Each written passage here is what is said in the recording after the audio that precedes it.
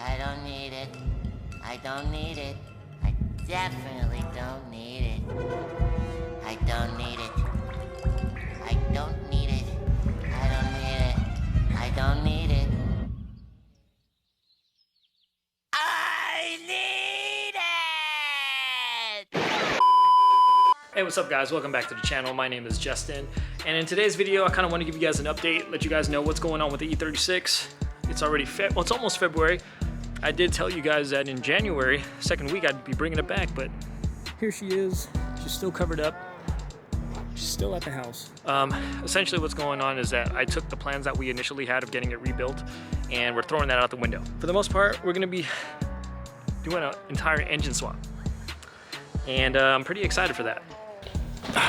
All right guys, so we ultimately decided that we're gonna do a complete engine swap, and we pretty much scrapped the entire S50 rebuild, and I'll kind of run through the specifics as to why I decided to do that. So essentially what I'm pretty much planning is to secure an LS3 motor, which is a carb exempt E-rod motor.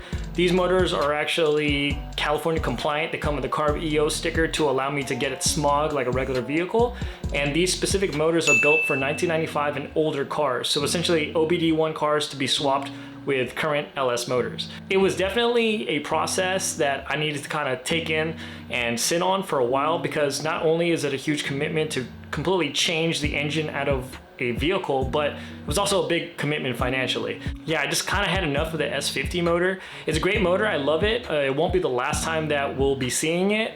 And I just wanted to move away from the supercharged build and focus on something else different. So the S50 itself was a pretty stout motor. I was pretty content with it for a long while. Then I threw a supercharger on there. Yeah, it was a great run while it lasted. I'm pretty sure it was a stock head gasket. We pretty much just threw the supercharger on and we sent it, and ultimately the head gasket went. That was something that I learned for myself. I was just so excited for a new build with the supercharger. That being said, I did go into the supercharger build knowing that things could pop, and ultimately it did. Definitely a learning experience for me. With the S50 motor, I could get it rebuilt, I can get it machined, milled, the block, all that fancy good stuff. But in order to do that process, it takes work from a machine shop. And a lot of the machine shops are backed out a couple of months. Instead of waiting for a machine shop, I decided to go with a brand new crate motor instead. There's a couple of reasons for that. First off, no matter how well a rebuilt motor can last, it's never gonna be like it is from factory. And I do realize that it depends on who's building your motors as well. I 100% completely trust my mechanic, but for just my own peace of mind, I would much rather go with a brand new crate motor. And on top of that too, reaching out to my tuner that also tuned my supercharged setup, it just seemed like such a big deal with OBD1. Now, for those who don't know, OBD1 tuning on these E36s can be a little difficult to achieve because you essentially have the tune on a chip. In order to do revisions on the chip, you either have to have it mailed out for them to reflash, or you'd have to buy your own burner yourself so you can burn the new tune files onto it. In comparison to EcuTech, such as that in the Supra, you can essentially get eTunes emailed to you, flash it onto your computer in your car, and you'll be on your way. It'd be super simple. But to do it OBD1, you would literally have to do a data log with an external program, with an external laptop, download the data files, email the files, send your OBD1 chip back to your tuner, have them burn it, reinstall the chip once you get it back, do data logs again, and do the entire process over. It's super cumbersome, it's a big old headache, and on top of that too, I just feel like when you're doing tuning for OBD2, it seems a lot easier, especially when you have the Bluetooth dongle and getting live data as you go. OBD1 tuning is definitely a pain, I'd say. I know a lot of people say OBD1 cars are easier to work with, but I think that's to a certain extent. When you're actually tuning for OBD1, I personally think it's a big pain in the ass, and I would never do it again. If I ever were to bring back the S50 motor, I would definitely install it with a standalone. That way I can actually scan things and see things live as opposed to going back to OBD1.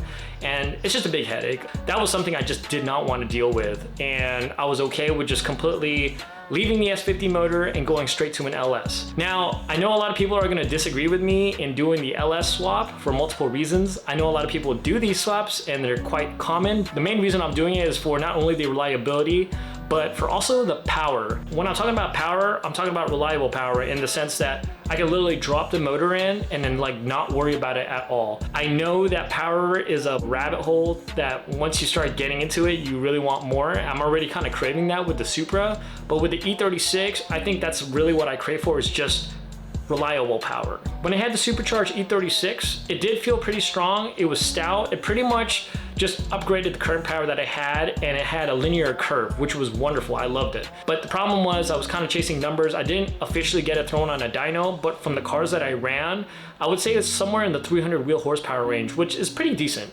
But it fell far shorter than what I wanted it to be at. With the LS3 motor, that's about 430 horsepower, and I think about almost just as much in torque. To the wheels, it should be making considerably a lot more than my previous setup.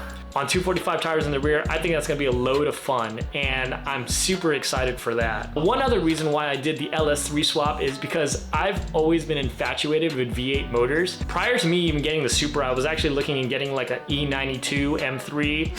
That's the ones with, I believe, the S65 V8, high compression, high revving motor. Beautiful car. But yeah, I just didn't pull the trigger on that. I wanted something different, and now that the opportunity has arose for me to potentially get an LS swap, yeah, you can tell that I'm going down that route. The main problem with getting the LS swap is actually getting the motor.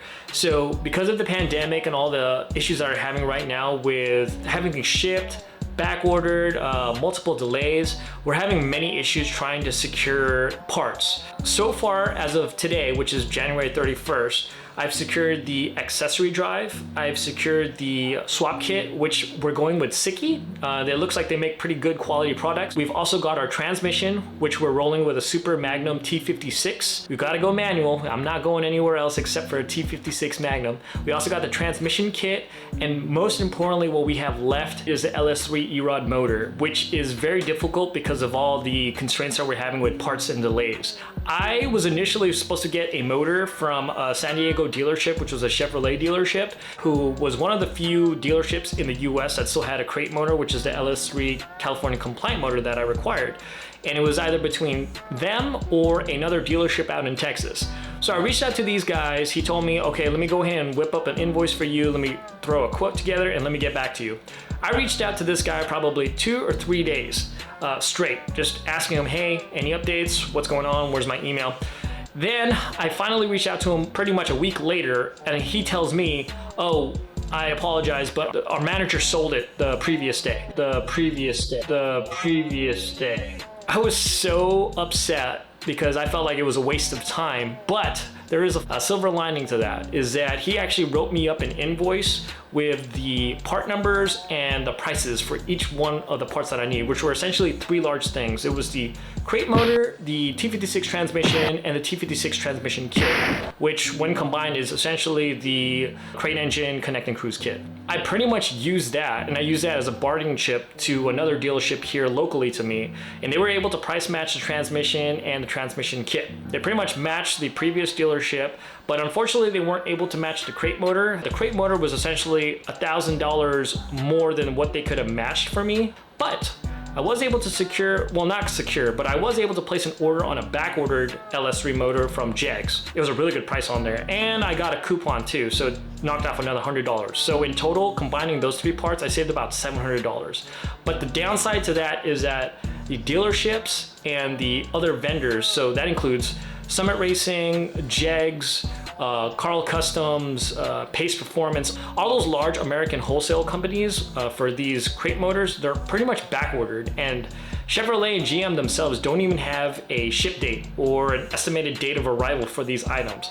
Based on Jegs and Summit Racing, it says ship date March 1st. I don't know if that's a placeholder or if that's an official date where they're gonna start shipping things out, but either way, I'm just happy that I was able to place the order and put my name on the wait list for back-ordered items. As far as time frame goes, I don't really want to put a time frame on it right now because initially I was really hoping that we would get started on this project by January, and I was pretty much committed to doing an entire engine rebuild up until the end of December. I started really thinking about it and the process that's involved with getting the car back to where I want it. Essentially, the S50 would need to be completely rebuilt. The machine shops are backed out by months. I would have to secure multiple upgrade parts that I wanted, such as the camshafts, lifters, pistons, rods, all those things, which I haven't even checked to see if those are back ordered as well. And the outcome of the project still might be in the air based on the tuning that I need to have done on the S50 with the supercharger and all the other miscellaneous things that could go wrong with a rebuild. To simplify things, I just figured an LS3 is the way to go. Now, that's not to say that there's not going to be any hiccups. Of course, I got all my labor all planned out and I'm still securing all my financing for that. Hopefully by March or April, we can start getting the project on the road, but tentative dates. Things can always change. If that LS motor comes in sooner rather than later, I might just be tempted to get that done as soon as possible. So stay tuned for that. Let's throw an LS3 motor in a E36 and rip around in a GMW, and that should be quite a bit of fun. I know that's gonna anger a lot of people, a lot of purists out there, but I really don't care. This is my car, I do what I want, so that's that. Whatever, I do what I want. Right now, we've already secured pretty much all the major parts except for the motor itself. Once the motor gets shipped out, we're gonna go ahead and get our funds together, get that all settled in, drop the car off, and hopefully pick it up in less than a month. Pretty sad that I can't get it on the road sooner rather than later, but at the same time too, patience is the virtue, and I just can't wait to get the project started. Anyways, that's pretty much it, guys. I hope you guys like this video. If you like this video, hit that like button. Feel free to follow me if you'd like to as well. I'd truly appreciate it, guys. Remember, respect your elders. Peace.